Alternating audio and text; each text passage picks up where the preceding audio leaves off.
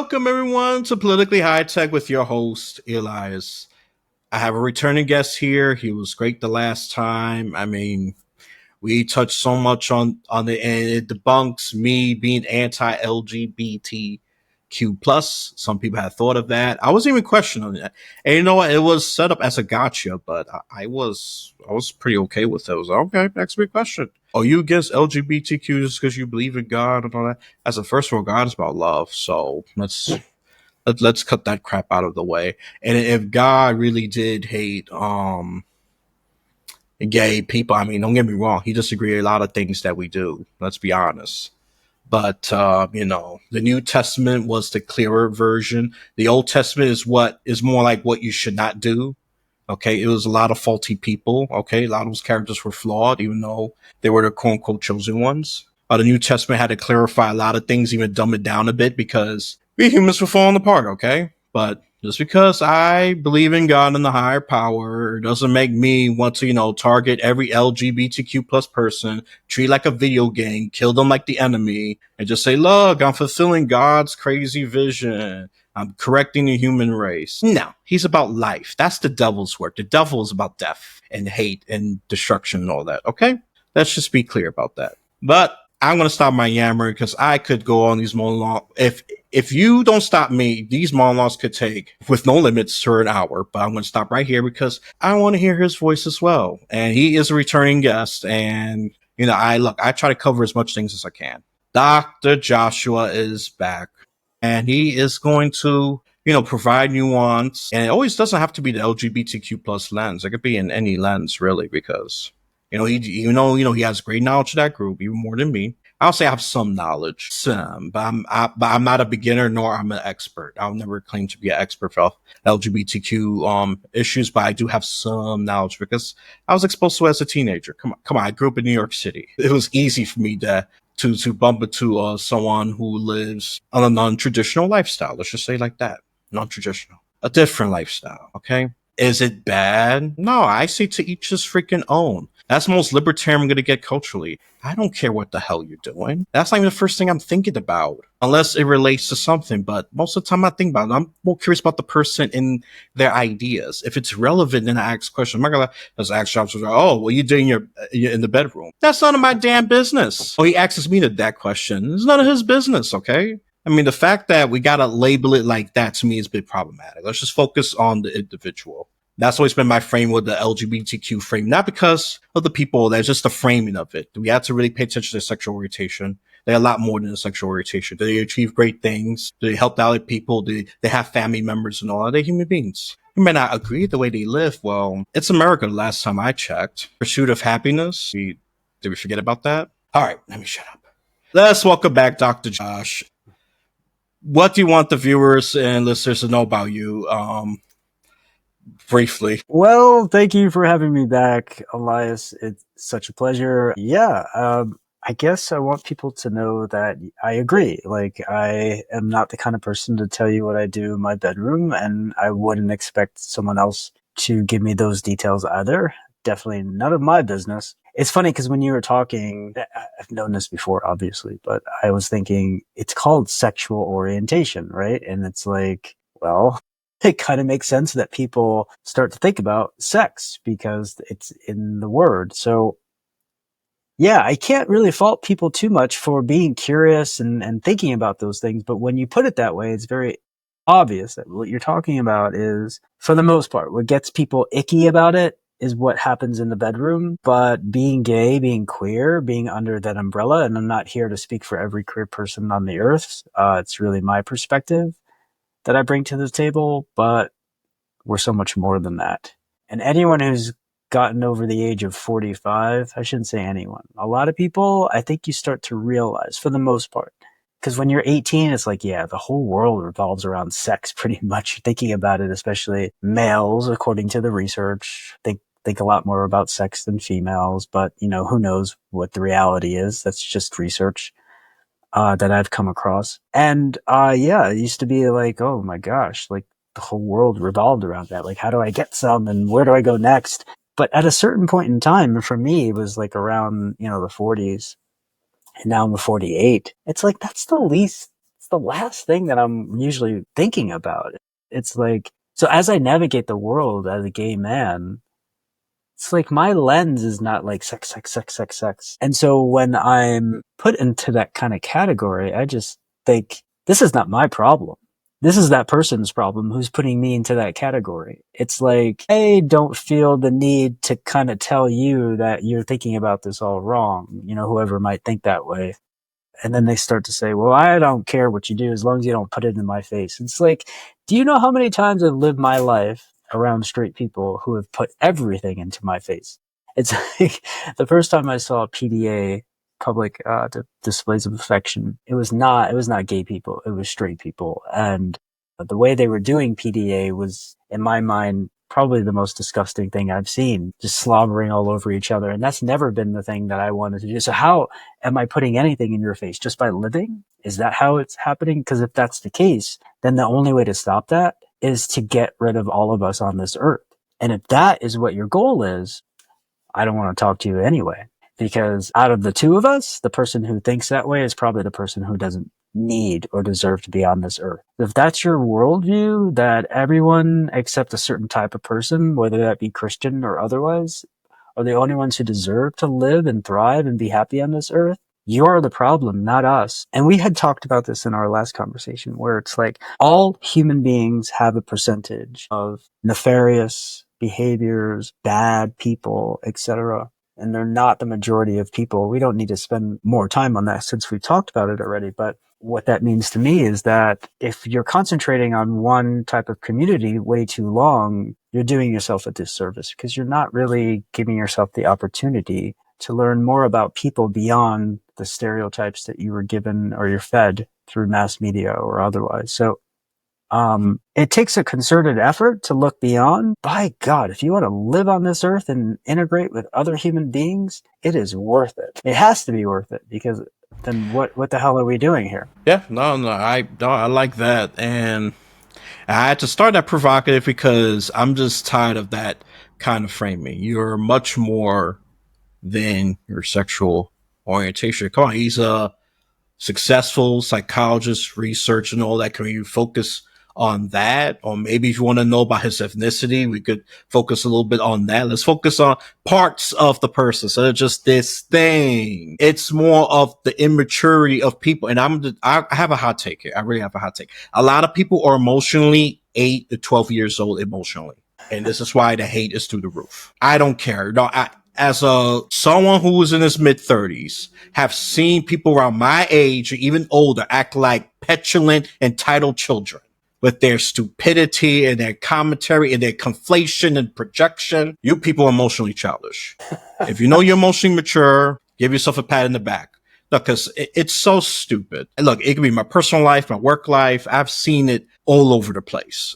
I think people are just more emotionally immature. Hence this hate. And look, I'm just going at a cultural, foundational level. I normally attack at a political level, which is slightly higher, I guess. But people are just so emotionally immature if you're going to be this despicable and that hateful just because of that one little thing. Let me quote the Bible. We all fall short of the glory of God. That means even the conservative people, even those who listen to the Bible and sniff the Bible's dust every day, y'all fall short of glory of God too. It's not just the LGBT, it's not just minorities. You privileged people too. As long as you're a human being, congratulations, you fell short already. Exactly. That's Yeah. all it takes. Original sin. Okay. Do I have to break that down? And sometimes I have to be a snob. Yeah, I don't care the comment section should say, oh, Elias is such a snob. You know what? I'm happy to be a snob sometimes because I try the nice approach. I try the rational approach. It goes over your head or you fall asleep on me. But if I get you agitated, that means I'm agitating your demons. And to me, that's an achievement to me. Sometimes I don't need your approval. I don't. All right. And I'm sure Dr. Josh could agree with me with that as well. And listen, that's all I'm going to say. But besides me ranting about the emotional immaturity of people, I could go on for another hour on that because I could write my own PhD, my thesis on why humans are immature, and I'm sure I'll win a Nobel Peace Prize. I'm sure I'm onto something with that. And I took it for someone, I forgot to listen to in a podcast. He said a lot of people are emotionally 8 to 12 years old. I said, you know what? I perfectly agree with that. Huh. Because you just ask a simple question all that, they get all wild up. You challenge their point of view just a little bit, they get wild up. They act as if you're killing them, as if you're cursing at them. They get violent. I don't know. That's your Yeah. problem, not mine, you know. And I'm sure you dealt with those people too, that you just kind of trying to poke, try to help them grow. And some get real defensive and start lashing out, cursing you out, and all the above, or maybe even throwing stuff. Oh, God forbid. But certain people do that because you are attacking. Well, you only you are pointing out something that they know it's true, but instead of trying to face it, they rather defend it. So that's what I'm going to say. Yeah, With that, well, anything else you want to add before we switch up on that? I think it's difficult because, well, we can label it in many different ways. You can call it immaturity, whether it is emotional immaturity or otherwise. I think to add to that conversation, there could be so many other sort of nuanced variables at play. One of the most wonderful things about psychology, there's many that I love, which is why I talk so much about it, is that it explains that any sort of human behavior outcome cannot be explained through one variable. And I'm not saying that that's what you or the former podcast that you're referring to was trying to do. But what ends up happening sometimes is people will listen to explanations for people's behaviors and they'll fixate on something that really kind of irks them or they believe was probably the underlying reason for that behavior. I think it's really helpful to remind ourselves that there's usually many variables that are at play when we talk about these human phenomenon. And I think one of those things that we don't think about very often is how people get high off of the feeling of being better than others. It's why, there's a proper time and place for everything. So if you're doing a race as an example and you win or get close to winning or beat your score from before, it feels so good because you feel like you've elevated yourself. You are getting yourself to a place where you're achieving something. And if you have that sort of competitive mindset, it doesn't have to enter into everything you do, but for like a race or something, it's like, wow, okay, I did better in my age group than these people. And that same feeling carries over into things like religion. So if you feel that you're closer to God, your relationship, the way that you're behaving and making decisions in your life is much, much closer than perhaps a lot of other people in the world, that feels good. You actually feel superior, whether you realize it or not. And I think by acknowledging that, and I'm not saying superiority or this feeling that I'm talking about is actually the reason why, it's yet another one of those variables to add to the table. And I think it's important because anyone, no matter who you are, can get kind of stuck in wanting more of those hits so that you feel better about your decisions and you create sort of this like feedback loop for yourself where not too much else matters because this is where you excel in life. And the more you feel those hits, like a drug, the harder it is to kind of come down away from that because that's what you're building in your mind as your way of just navigating through the world. And so there's a theory behind how to make yourself happy. There's many, but the one that I really like is called PERMA. And the reason why is because what we just discussed is the P in PERMA, PERMA. I won't go through the whole acronym because I don't want to take up your whole hour. But what I will say is that the P stands for positive emotion. And what we just talked about is positive emotion. But what I love about learning about positive emotion is that everyone has their own threshold when it comes to it. Whether it's because you're gaining positive emotion because you're in a religion that is making you feel that you're getting closer to God, or whether you're engaging in chocolate, eating some chocolate. There's only a matter of time and a threshold by which you have what's called diminishing returns. For chocolates, and for me, it's like after the third chocolate, I'm kind of done. And if I do any more, I'm probably going to get sick. In religion, it's harder. It's not like 3 hits of religiosity and now you've reached your threshold. It's different. But I will say that, people get engaged and spend a good portion of their lives trying to navigate through something like religiosity and feeling superior about it.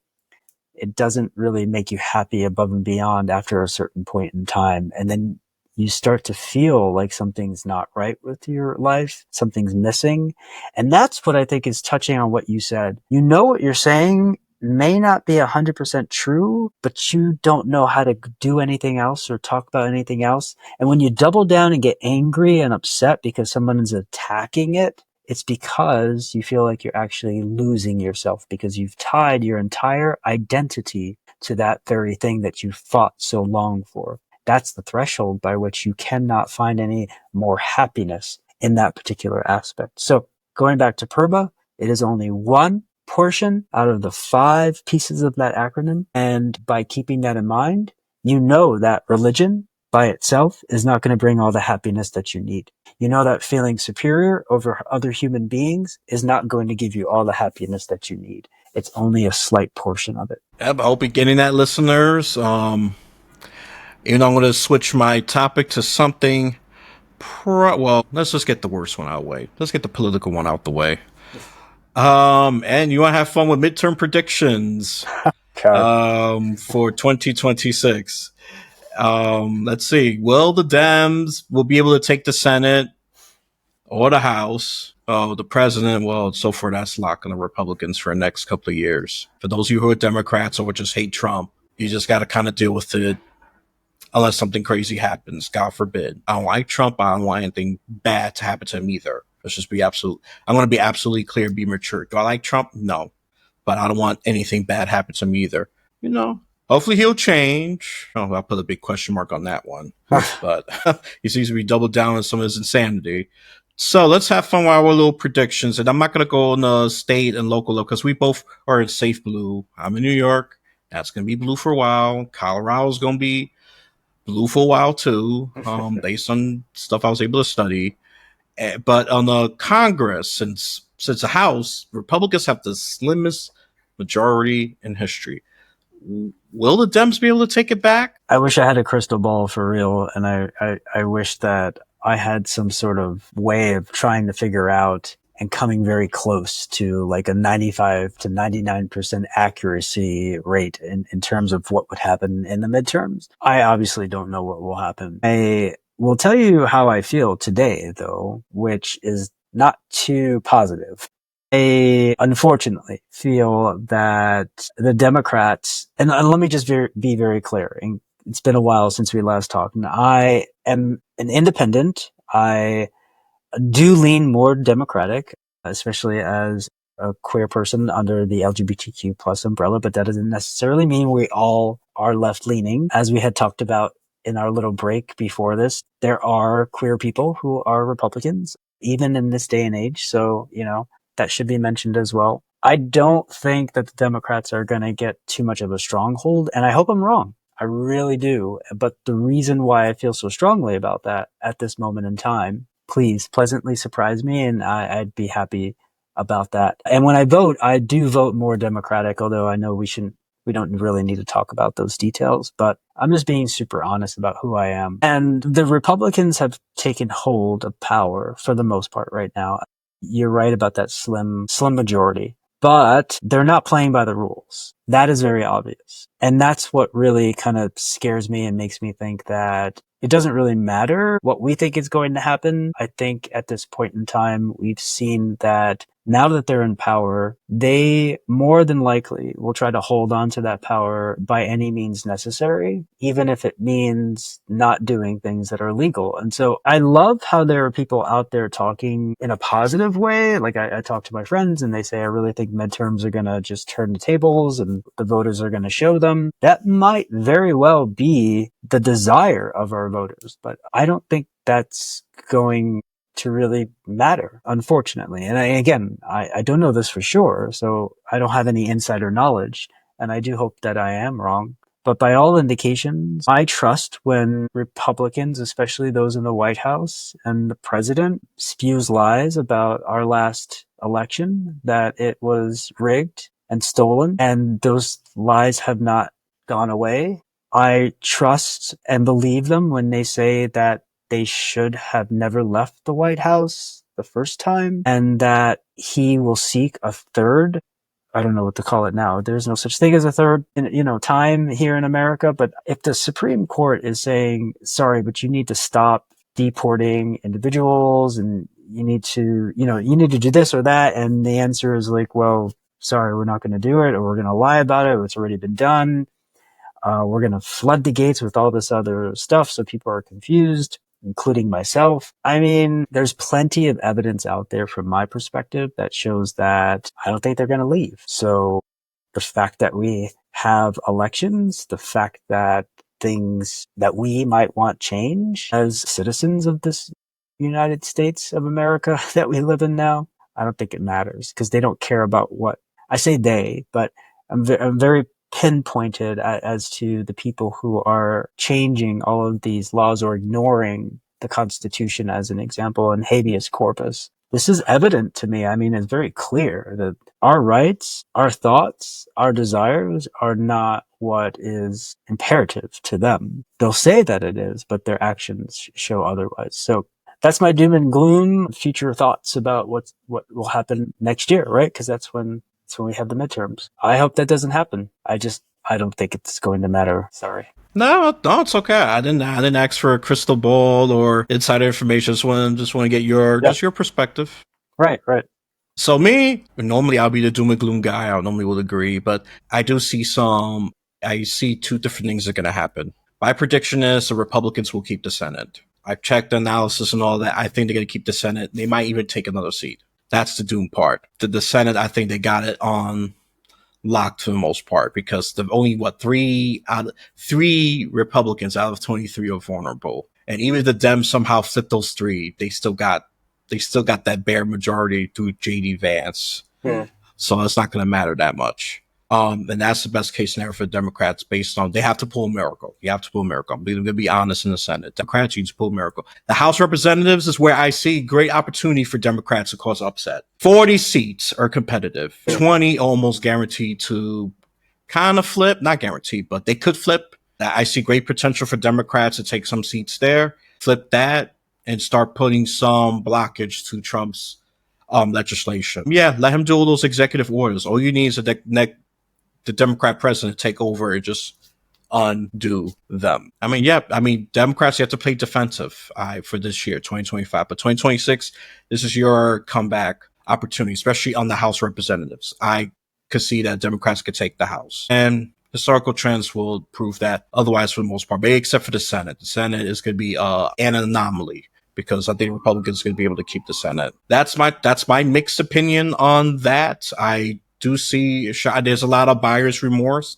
I never see buyer's remorse this quickly under Trump. West Virginians just own him, so that's something interesting. Protests are bubbling in all 50 states. Doesn't matter, red, blue, purple, they're bubbling. So I think there's an opportunity. The problem with the Democrats, and I'm going to really just say this real briefly, organize. Stop doing your little acts. And this is a good opportunity for you to flip it. Chuck Schumer, well, it's a good thing I lost faith in you years ago. I don't expect much out of you. But the Democrats, need to organize here. This is coming from an independent who has voted more in a moderate right recently because you're not doing your part. Do I still vote Democrats on some issues? Yeah. I vote for my local ones because they're good. They do the job. They actually see people. They know their job as a public servant, not a freaking fake celebrity. Okay. So I keep those in. I'm a purple vote. I'm still a purple voter. I mean, look, my logo's purple. But Dems, I need to change some of your messaging. Your messaging is your biggest problem. You need something clear. You need something that hits, gets straight to the point. This is where the Republicans have thrived in. Even though they could be lies, even though it could be overly simplistic, but you know what? It works. People gravitate towards simplicity, period. Don't have an overly nuanced message. You could take care of that once you win. Then you could debate the nuances and details. But you're campaigning, think of ads. They're simple. They grab your attention. Have that strategy. That's all I could say for the Democrats. And the Republicans, don't brag because you got a very thin majority, okay? And some of that you're gonna lose it. Not the Supreme Court, you got that on lock. True. Supreme Court, you got that on lock for a lot of years to come. But not in the House. And that's gonna be enough to disrupt Trump right there. Is he gonna still have the Senate? Yeah. The only thing you could do that easily is just change your cabinet members, especially those who quit or just curse you out or whatever. It might be a revolving door thing again. But I don't know. I haven't seen that as much. I think that's I gotta give Trump a little credit for stability this time, because the first term, there was people going in and out. People quit, retiring, firing. I never seen so much of it in the cabinet, but I guess he's improved on that. He only got rid of one so far that I know of. I'm sure it's probably a few more, but there's only one that the media has talked about. But I'm not gonna go too deep into it. That's my prediction. Is a mixed prediction. I got a mixed prediction. I think it's gonna be a lame duck Congress again, and it's gonna need to be, because that means Trump's gonna have to moderate if you want something to pass through. Dems are gonna have to moderate some of your agenda just to pass some things, pass stuff that I think is gonna benefit the most American people. That's all I can say from there. That's my prediction of the midterms. Republicans keep the Senate. Dems could take the House. Could I be wrong? Of course, I'm having fun here. So if I'm wrong, feel free to yell, call me dumb. I don't care. I'm just not going to respond to you. I'll say, oh, that's nice. Or throw your own predictions. Give your own predictions. There you go. That's something you could do. Give your own predictions in the comment section. What do you think is going to happen? There you go. Well, will America end? I don't know. There you go. Give that. That's all I can say. I think it's going to be a mix. He's doing gloom about. He thinks the Republicans are going to be there for 100 plus years. So not be dramatic. He's not feeling optimistic about that. So no, I understand there's reasons, but I don't know. Yeah, but I see two things at the same time. The thing is, for go ahead. For what you're saying to actually happen, democracy needs to stay in place, and we're watching and witnessing democracy crumbling before our very eyes. And I am not sure that the reality is really settling in on people, because we've been so embedded and we've been so privileged to be in a system that, for the most part, does work itself out, so that these swings that you talk about are natural swings that come with the political landscape. And so when you're in a situation like this, by all indications of what's happened in the past, Democrats will take the House, because that's usually what would happen. There's a backlash that, and I just have this feeling we're not in the same, that things are not going to happen the way we think, because our Constitution is being ripped up into shreds. The rule of law is not being followed. Habeas corpus is thrown out the window for people. These are all facts. And so for us to go back to, well, things are just going to work itself out and pan out just as we've seen in the past, I think I just don't see it. And I hate being so negative, but I don't see any other way that until people in America start to wake up and say, we can't live for this at all. I don't care who you are, Republican, Democrat, independent, or otherwise, that what's happening here is going to crumble America as we know it.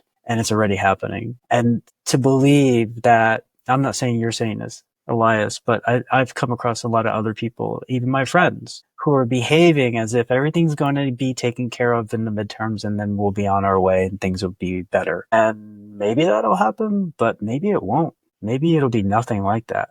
Because what we're seeing now has never been done, at least for, dozens of years, maybe not 100 years or longer. None of us were alive during that time, so none of us have witnessed it. And so all we know is what we've been through before. And so it makes sense that we're having these conversations, and a lot of people are, looking toward and forward, or looking for, I can't talk, looking for the midterms as like their happy place. Like, I can't wait. I mean, they're pouring a lot of substance into that. I hope I'm wrong, like I said. Well, we'll see, right? Only time will tell. That's all I can say. Yeah. Okay, we get the doom and gloom over with. Let's definitely switch the topic now to something. This is a good one. Taking a break from reality. Let's shift to that, shall we? Right. Yes. What are ways that we could take a break from this very negative cycle? There you go. Let me save this podcast before before it calls us doomsday or something. I mean, we talked about this a little bit. Yeah. Music, exercise, meditate.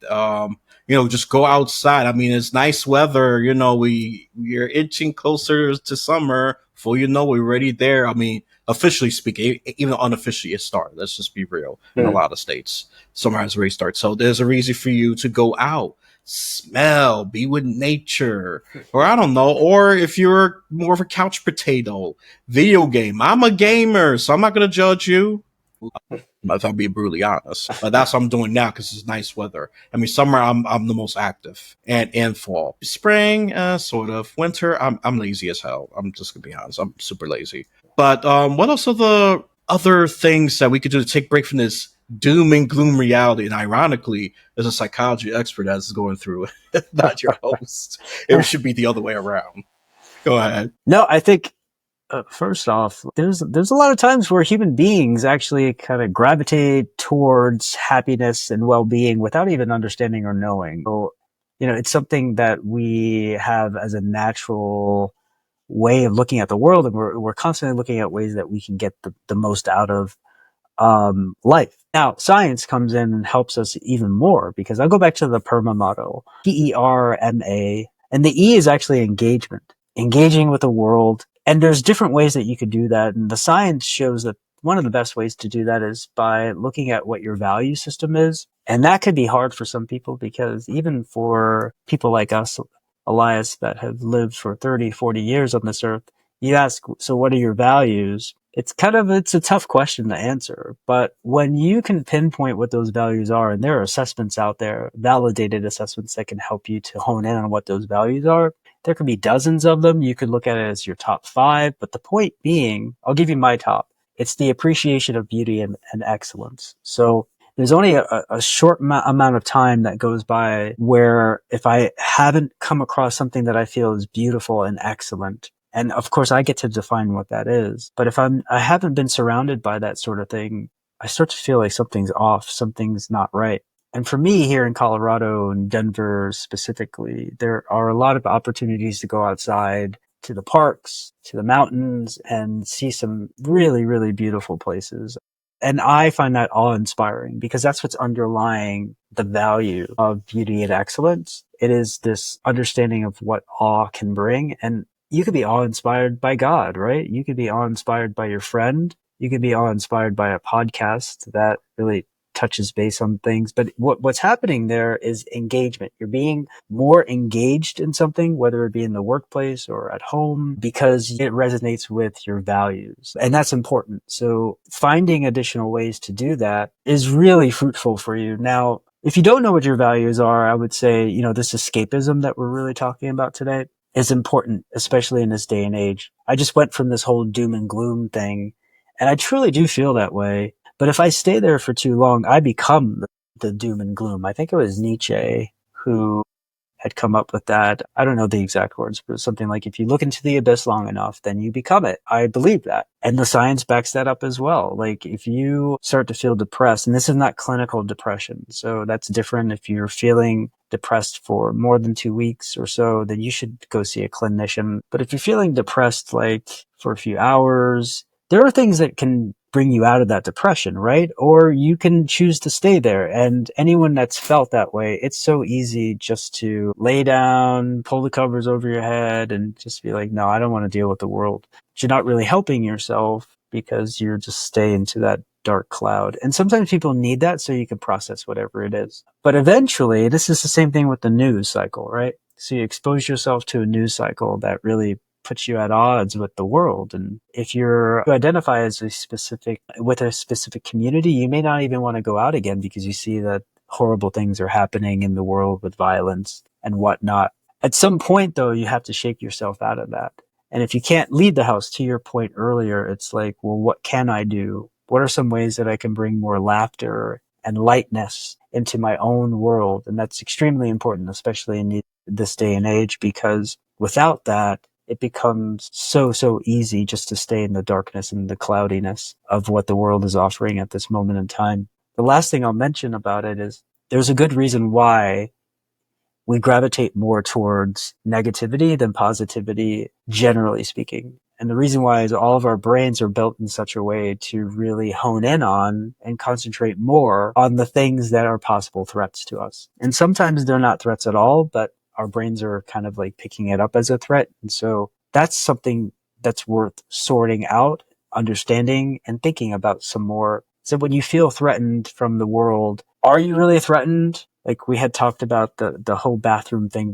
We don't need to get into again, and trans individuals and feeling threatened towards a specific person. I used the example of a woman in a hijab who I know very little about because I haven't been exposed to that in my life. And so as soon as I see a person like that, I know that the only thing I can go by are the stereotypes that I've been given through mass media and otherwise that I hold within myself. And the only way to get beyond that is to really take an active stance to try to get through that negativity. It's the same thing with anything else in life. If you keep feeding yourself, whatever it is, whether it's the news cycle or otherwise, you need to actively try to counterbalance that. And it's not going to be easy because it's much easier in the brain to hold those negative things because our brain is trying to save us. Our brain is trying to protect us from, being harmed. And so once you understand that, it kind of like, it doesn't feel like so much of a fight because how can you hate the side of you that's actually trying to protect you? Instead, you could try to help if you want to kind of like separate yourself into these two kind of sides. And the side that wants to kind of drag you down and be against the world and we need to fight and all this kind of stuff. Just coming with some loving kindness is like, oh, I get why I'm acting this way. I get why I'm looking at the world or this group of people a certain way. And so now I know I need to be active. I need to consciously try to seek out the things that are going to make me happy, excited, laugh, all those things. And the more you do it and the more you seek it out, the easier it becomes. And so that's the power of psychology. That's why I love it so much. And let me just use my little historical hat. This is why we humans still exist, right? Because how our brain operates. I mean, there's this quote, and it's such a profound one. What tends to be a solution eventually becomes a problem. Mm. And that applies here because because what the brain is telling us what could be possibly threatening, whatever. I mean, Right. we live in the modern world. It's very different from prehistoric times where there's big mammoths trying to kill, so it kills with big hairy buzz squishing us. Right, that's appropriate response for the brain.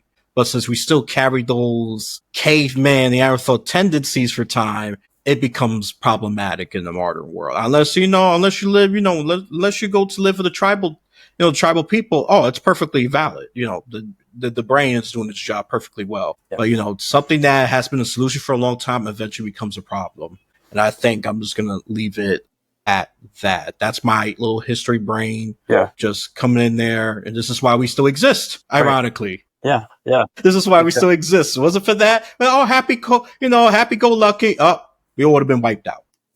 Right. Yeah. Meteors coming down, big creatures killing us. We Yeah. had the happy-go-lucky attitude. Things gonna be okay. Poof, that one's gone. Oh, it's okay. Poof. No, we would have been wiped out. This podcast would never happen. None of this conversation would never happen. Okay. Right. So let's thank that protective brain. All right. That's all I'm going to say about that. I wish I got a lot more, but we are a bit in a time crunch. Now for something a little definitely more positive for our guest here. He is on a Broadway-like production. I'm not sure he got the main role. Based my impression is no, based on the post. Tell us a little bit about it. If you're going to Colorado, especially your time in August, because this production runs most of August, right? Or you're a native Coloradan, whatever the heck your term is. If you're a native Colorado resident, go check out his play. Just feel free to spill a little bit of tea about what you're doing in August. Well, absolutely. Thank you for the opportunity. So here in Colorado, there is no Broadway. There's no off Broadway. It's just theater. And I'm actually doing a production for a community theater that's in a city called Conifer, which is towards the west near the mountains away from Denver. But the play is actually one of the most produced plays, or was these last few years, and the last I saw on the internet. And it's called The Play That Goes Wrong. It is a hilarious play. And I actually play the role of the butler. So I guess you could consider that more of a supporting role, but part of the ensemble that really comes together for a lot of hearty laughs. And so like you said, yes, it runs in August if you are in the Colorado area, Denver or otherwise.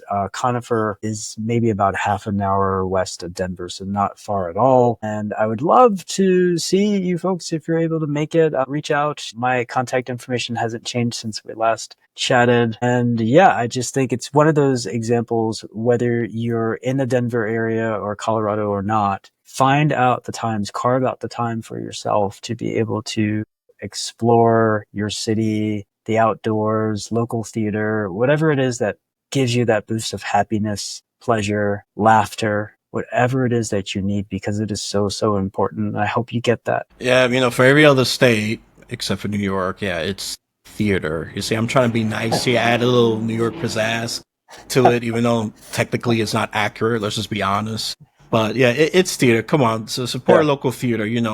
If you hate the overly expensive Broadway, trust me, it's expensive. I've been to a couple of them. Oh my They gosh. are expensive. I would say they're worth it, but they are expensive. This one I doubt is going to be expensive. And you're supporting a local community. Right. Come on, give some support to locals. Stop being obsessed with the news. Okay, this is another tool here. Support the local theater. Okay, do something positive. Okay, this is another possible solution right here. Especially if you're a theater fan, or and look, even though he's going to have the supporting role. Let's just hope he knocks it out of the park so he can overshadow the main character. Look at that. Ooh, trying to throw shade already. I never cheer for the main character. I'm kind of an asshole like that. I just never do. I said, no, you forced me to like the main character. I would have supported. So sometimes some of the support characters are the best. That's just my honest opinion. A little provocative. Hey, who never know? You could be the sassy mouth butler who provides wisdom or comic relief. I don't know. There you go. I'm just spewing stuff, so just because he is a support role, that doesn't mean it's going to be a bad role. There's ways to elevate it. Okay. Sometimes I like the support character more than the main character. That's just me. I'm putting my bias proudly. Okay. I'm proudly putting my bias and I'm very unapologetic about it. All right. Yeah. Forget about the main character because the main character is not a guest of this podcast. So. If he was a podcast, that's a big maybe. Maybe I'll be a little nice about it. But most of the main characters tend to be overrated and boring, anyways. Sometimes I like the anti, the one who goes against the societies and their status quo. That's just me. That's the liberal part of me. I was like, yeah, disrupt the status quo, the norms. That's just me. All right, enough yammering. Yep. So the only thing different is I'm just gonna put that post that leads to that play. Support it, but all his context is going to be in the description of the episode. That's what I'm going to say about that. Anything else you want to add before I wrap this up? Just thank you again for your time and what you do. I do appreciate it, and it was a thrill and a pleasure to be on your podcast again. Thanks. No problem. No, you was great insight. And trust me, I learned too. So I was like, yeah, I gotta get you back. So. You provide great value for the host and or the audience, because sometimes I kind of do an executive decision and override the populace's yeah, kind of Donald Trump like. I know, hypocritical. I know, sue me, whatever. But hey, you'll thank me later once you get wiser and stop drinking your emotional Kool-Aid. Yes, I'm doubling down the emotional immaturity thing. Anyways, so this audio journey or visual journey has been completed. So whenever you're done listening to this podcast, you have a blessed day, afternoon, or night.